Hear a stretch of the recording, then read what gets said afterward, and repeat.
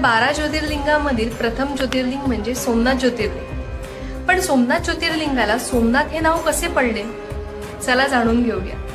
पौराणिक कथेनुसार प्रजापती दक्षानेच आपल्या 27 कन्यांचा विवाह चंद्रदेवाशी केला, परंतु चंद्रदेवाला आपल्या पत्नींमधून फक्त रोहिणीवरती जास्त स्नेह होते।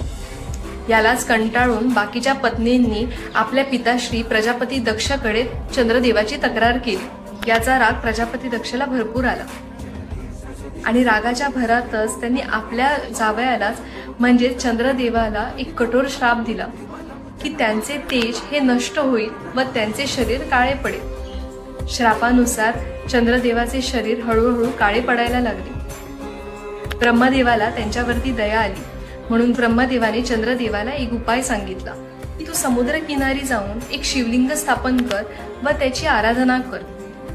ब्रह्मदेवाच्या उपायानुसार चंद्रदेव समुद्र किनारी गेले व त्यांनी एक शिवलिंग स्थापन केले। चंद्रदेवाच्या भक्तीवरती प्रसन्न होऊन तेथे साक्षात देवांचे देव महादेव प्रकट झाले आणि महादेवांनी चंद्रदेवाला त्या श्रापामधून मुक्त केले। प्रजापती दक्षचा श्राप हा भरपूर कठोर होता, म्हणून तो पूर्णपणे नष्ट करता आला नाही। म्हणूनच महादेवांनी चंद्राला असा आशीर्वाद दिला की तुझे तेज हे 15 दिवस वाढत जाईल, तसेच 15 दिवस कमी होत जाईल। चंद्रानेच म्हणजेच सोमने शिवलिंग स्थापन केले, म्हणून या शिवलिंगाचे नाव सोमनाथ ज्योतिर्लिंग असे पडले। हर हर महादेव।